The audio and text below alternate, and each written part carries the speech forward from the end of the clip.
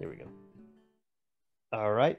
So tonight we're going to talk with Tony Wright. He's the gentleman who found the Bill Skull collection at an auction and got the ball rolling on the first Bill Skull book, Should Have Been With Me. And as he went further into the investigation, he found the son of Lester Hurd. Lester was a tent mate of Bill Skull's in India. And so joining us also is David Hurd, the son of Lester Hurd. Welcome, gentlemen. Thank you. How you doing? All right. So first of all, Tony, kind of give us a background how you came across David Hurd. I know we had put feelers out for different people that we found in the book and the different names, but I mean, it seems pretty amazing that here across time and space, you've located Lester Hurd's son.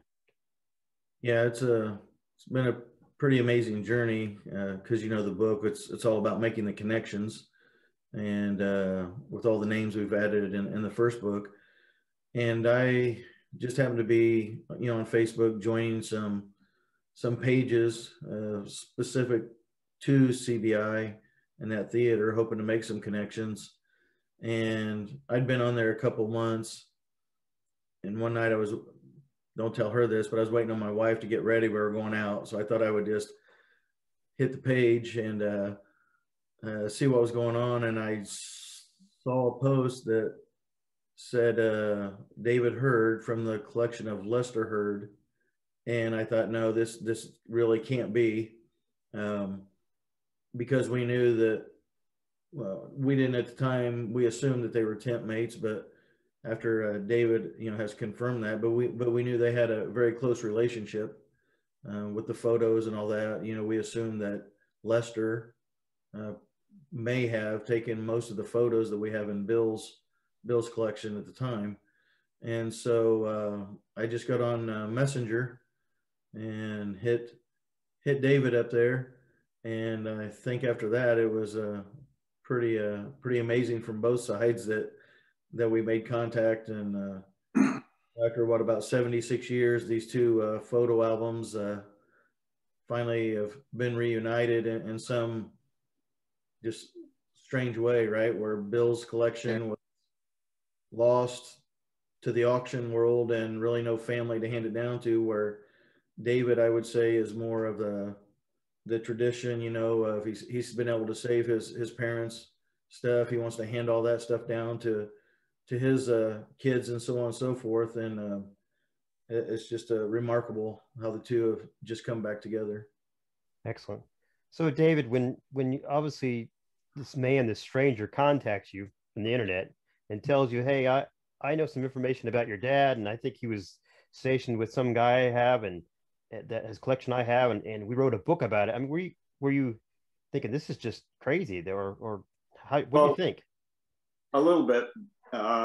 It's like shooting in the dark, I put that post up purposely in case there was somebody either still alive or a relative of somebody that was with my dad in India, because like so many others, Dad didn't talk about it. When they got back, the job was done and they moved on, and they never bragged about it. They never passed the stories on. Very few people did. My dad was one that never spoke of it to any extent, really. So I had so much information and so many pictures, and thank goodness the names were on most of the pictures. So I put it up on Remembering CBI, just with a question as to whether anybody knew any of these people. And lo and behold, we hit the bullseye without looking, basically. Yeah. And you've had no interaction with anybody else from that. Okay, so it's first. No, And it's no. amazing because Lester, as we saw in the book, as we were developing it, Tony and I, we realized because in some of the pictures it says Hurd's. Come on, help me out here, That, Tony. Hurd's dark that room. There we go. Hurd's dark room. yeah. So it was basically just a tent. I'm kind of interested in the details. I don't know if you have any details about how that worked, because I know you need chemicals and some other things to develop pictures in general. So here they're developing pictures in the field. Do you have any insight on that? Well, I didn't really know that much about the darkroom that he had, but I did find out that he carried that stuff with him wherever they moved to. He would set up a darkroom. I know that when they were in New York, being ready to be shipped out, in one of the letters he wrote to my mother, he talked about the camera they bought just for that reason, so we could take pictures and send them back and all of that. And the darkroom was kind of cobbled out of whatever they could find to build it, you know, tarp or 2x4s or whatever. And the only time, and again, in one of the letters, he mentioned the only time we can develop pictures is on a moonless night in the middle of the night, because we can't close it off enough that there's no light coming in. So when they did it was, you know, midnight on a moonless night. Yeah, that's an interesting thing. So they were obviously probably saved up a bunch of pictures and developed them on that one moonless night and spent the whole night doing that, I imagine. Exactly. Yeah. Yeah. And he wrote about going to Calcutta a couple times, and that's where he would get his chemicals from. When they went there on leave, he would stock up on the chemicals he needed to do the developing. And the funny thing is, I didn't really know that much about what he'd done there, but after I got married and built a house, I put a darkroom, because I'm a photographer too. I wanted to do my own pictures, and I built a darkroom in one corner of my basement. And he was pretty excited about that. Oh, and then I heard the story of the darkroom. Oh, I finally told you the story. Okay, that's how you know I was. Yeah. So, yeah. And what's interesting, you said this coming in that your dad didn't talk about it much, but as far as I know, both him and Bill and many of the men that were cargo pilots, they're cargo pilots. They weren't fighters. As far as I know, they didn't have to do anything that was, let's say, questionable. Sometimes soldiers have to do because they're ordered to do it. I mean, all they did were dropping supplies. So there've been no reason for them to be apprehensive to share what they did in the military, but for whatever reason they are. Well, I just finished a book called Through Hell's Gate to Shanghai, done by I believe his name was Martin. And his outfit was the same. It was the 10th Army, and it was the dad's was the 12th Squadron, and this guy's squadron was the 10th. So they were in the same army and group. There was a third group, but he was in the 10th. And if you guys need to really read what these pilots did, it's in this book. They were in a different area, but and I got to believe that this is true across the board for this group, Group 3. These guys in the 10th got shot at by Zeros, and they had fighter planes trying to cover them. And this guy talks about being shot at and diving to get down to tree level because the fighters couldn't see him as well, and getting shot up by Zeros. So I got to believe that that's true about Bill and Dad's group too. Maybe they didn't personally, I don't know, obviously, but I got to believe that some of the pilots in those C-47s and Dad's group got shot at as well.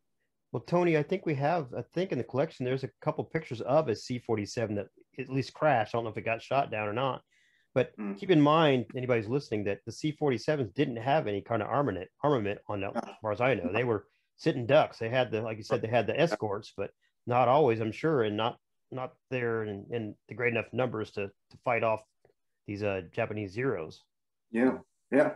I mean, it probably was scarce.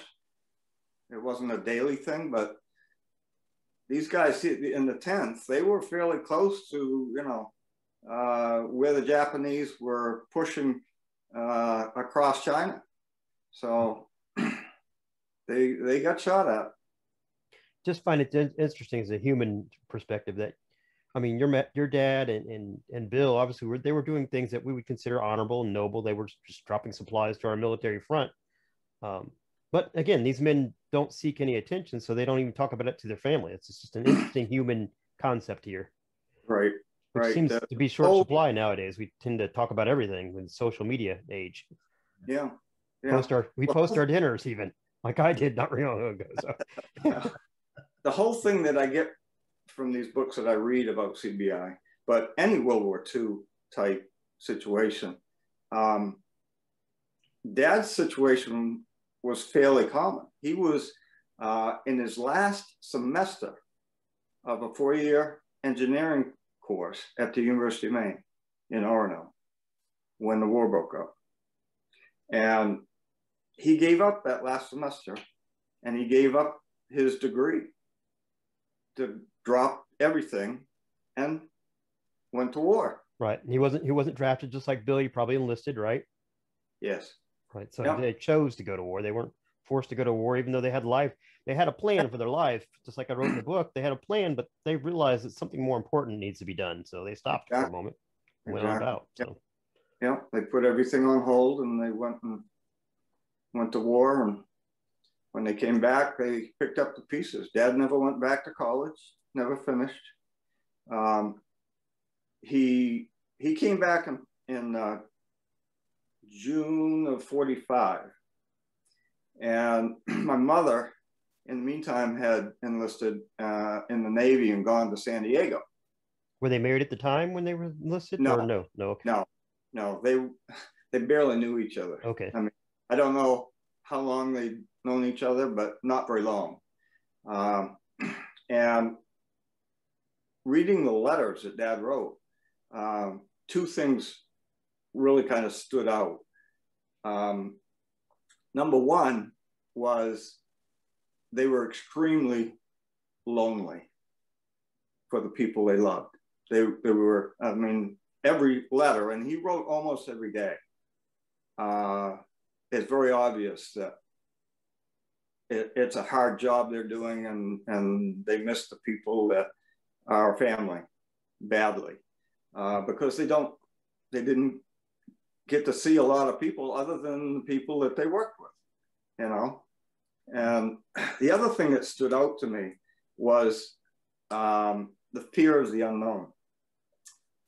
You know, Dad when he went in, he went to Florida for training. They moved him to Malden, Mississippi for training. Craig Air Force Base in Selma, Alabama for training. Randolph Air Force Base in Randolph, Texas. Back to Malden for more training, where he became an actual teacher. He trained pilots. Since he had done all the training, they kept him on as a trainer. And then they sent him to India after that. So, I mean, I don't think, from what I read, he got home more than 2 or 3 times during that whole thing.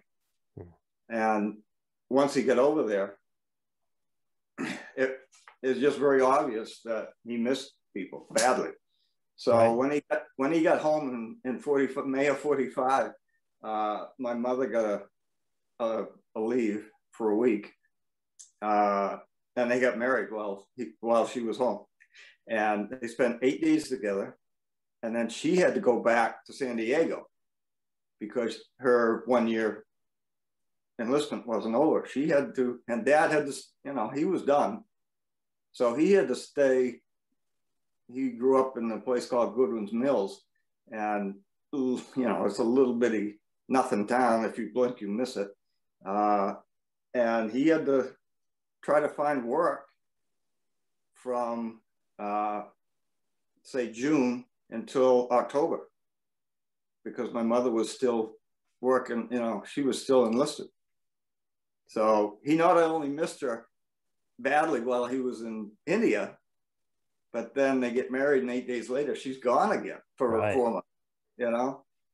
So Tony, I don't recall these places that David mentions where his dad was training. Did any of those places cross over with where Bill was? I don't think so, but I can't recall all the places. Yeah, a lot of them did. They did train at same places?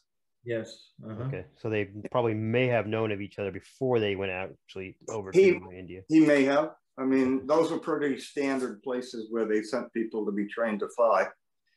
And I know that Bill also took the same path, like through New York, right? Right. I think they all came out of there, more or less. Yeah, At least that was pretty standard too. Yeah. A couple other things you said, David, I find interesting too, because we always have this, to me, it's almost a misconception that, you know, women, you know, stayed in their place. Back in 45, your mom, your potential future mom, was off serving in the military, where your dad was basically back being a homemaker. I mean, just for all intents and purposes, he was trying to make a home for her. So when she came back, so exactly. I mean, this idea about feminism doesn't really apply when the war broke out. They called up anybody they could. So anybody that could, and it's like my mother. I mean, she, in the letters, you can tell she feels like she needs to be helping, do something. Right. You know, because she's younger, but she enlisted because she wanted to be able to help like everybody else was doing. Now, what was her rank and position? Do you know? She was a pharmacist mate, and you know what I mean by that. I'm sure, a pharmacist, basically. Right. Doling out medications and things like that on a base in San Diego. Yeah. And did she ever go overseas or just here in the United States? No, San Diego. Okay. 1 year in San Diego. Because I know that we had some pictures of some of the nurses that made it to India, and there was only a handful of them anyhow. So right. The military was just getting to the point where it was allowing some women to go in overseas. Right. So. Yeah.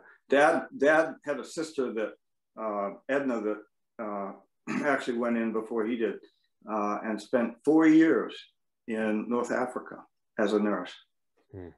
I mean, that to me is just incredible too. You know, I mean, that's a long time in a country like that. Right. You know, where there's very little conveniences. Yeah. We talk about in the book a little bit about the culture shock that had to happen, especially from somebody like Bill and possibly your dad. You said small town. They come from a small town. Maybe they never really traveled anywhere else, and suddenly they're being trained and shipped to places where they don't even understand, more likely, the people that are all around them. I mean, if you've ever gone to a foreign country where you don't understand the language, and all you hear is blah, blah, blah, blah, blah, blah, blah, blah, like, but you can sense the emotions though from people, even though you can't speak the language.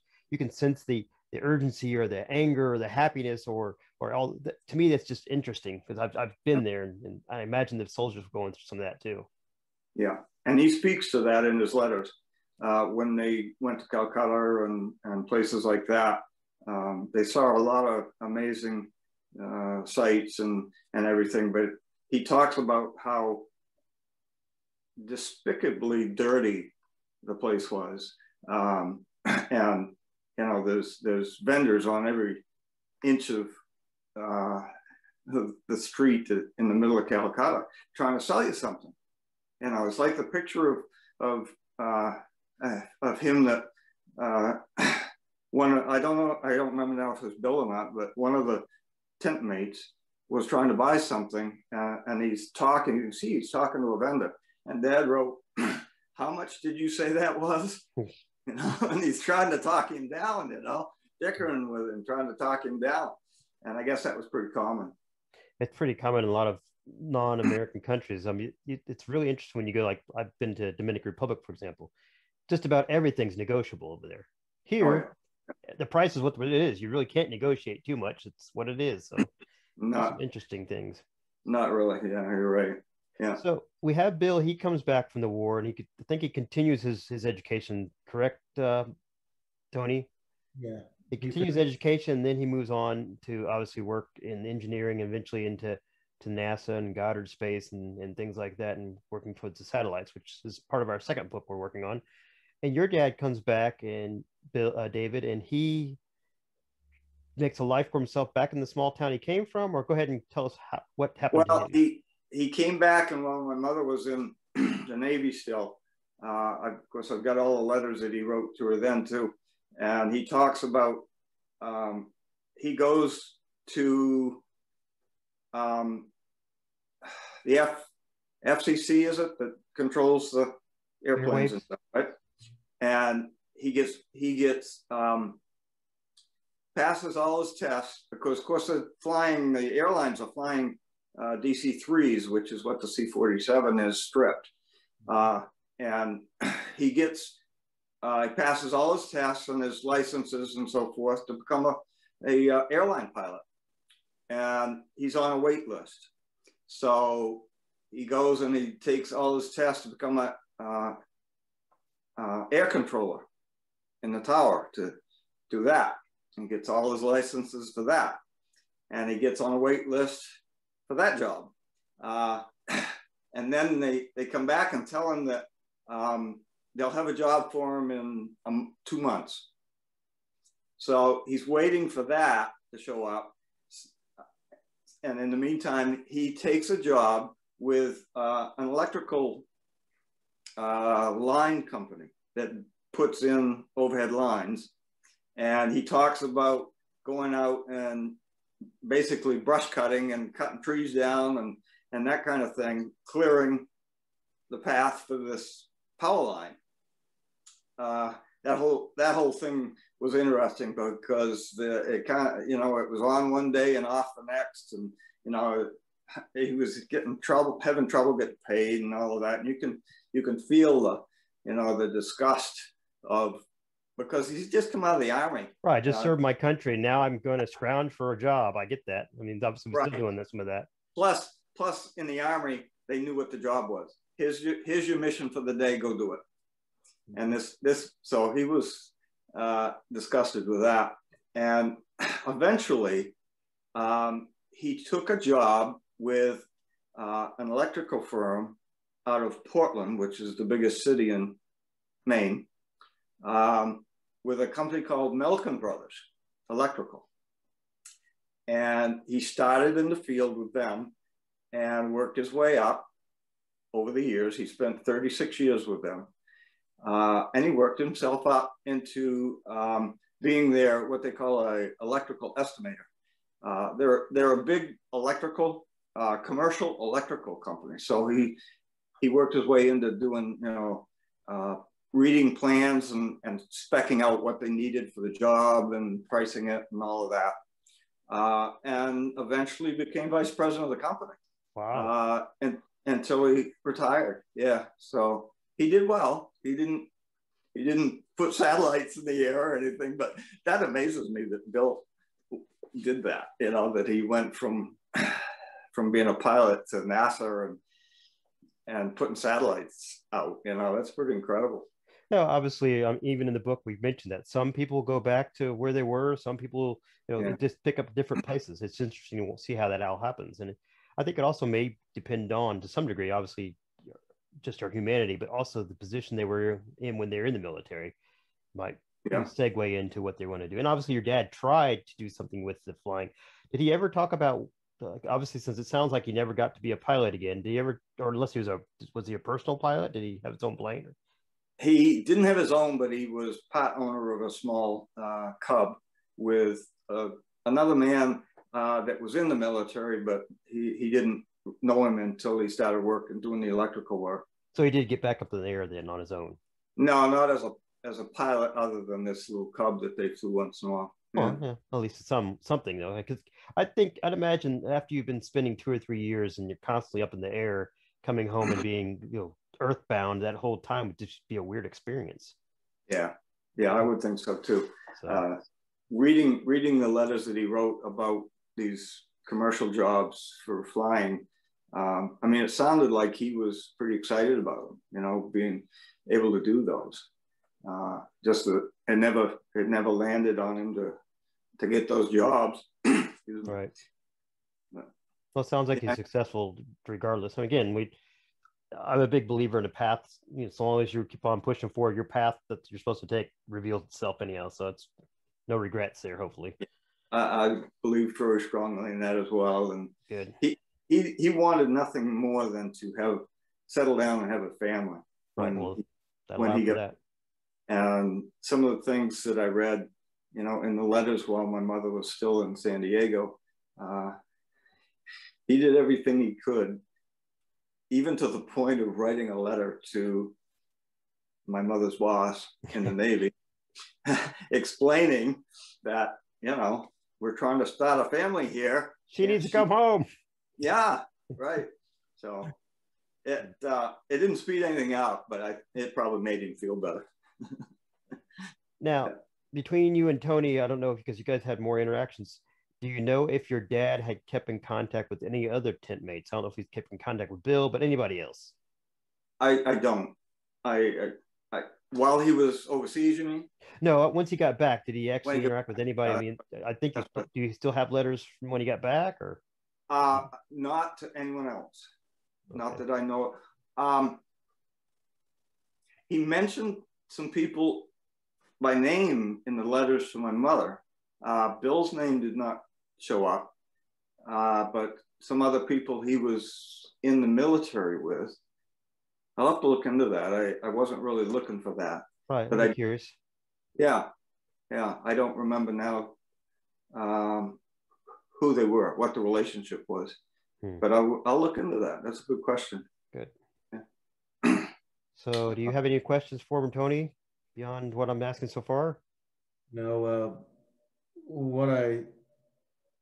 it's just amazing, one, just to hear, you know, about David's side or Lester's side through David.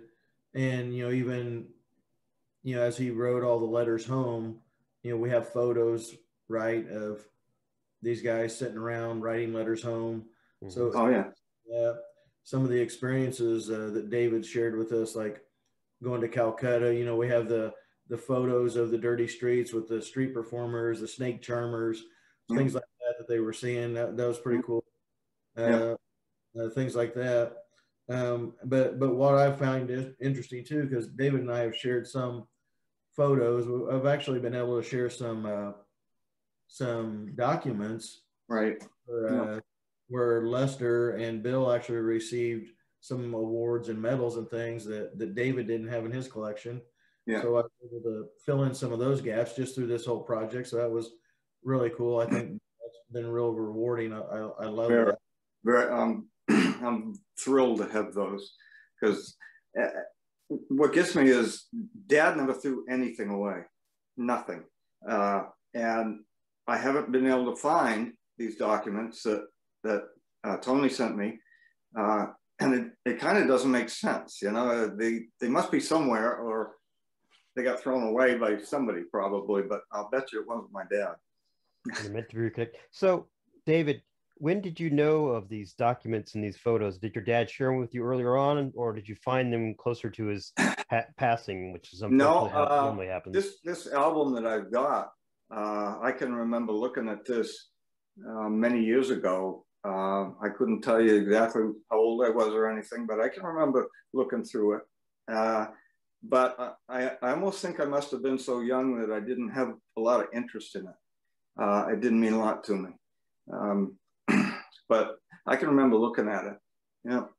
Yeah. So it's worrisome because as Tony is salvaged and saved Bill's collection from being split up, and obviously I think somebody would have picked it up. They did, obviously, but it would have been incomplete. It would have been separated.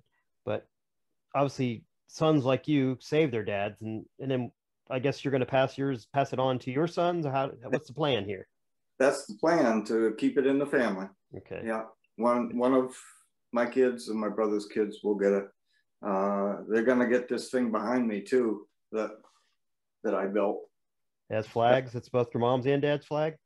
That's both my mom and dad's flags, and dad's medals and patches, and my mother's Navy stuff down here. Yeah, that's really cool. I'd be afraid not to have that locked up somewhere safe, though. Well, I'll hang on to it until the proper time. My nephew is quite a pilot. He's taken up being a pilot. He's got his own plane, and he has a lot of interest in everything that we're doing right now. I keep him posted on everything we're learning and what my dad did and where he went and that kind of stuff. So he'll probably end up with that. I had Dad's flight jacket, his leather flight jacket, and years ago, it was after Dad passed, my older brother took that jacket and had it rebuilt with new sleeve, cuffs and collars and things, and Nice. left the leather the way it was, which is, it looks like it went through a war.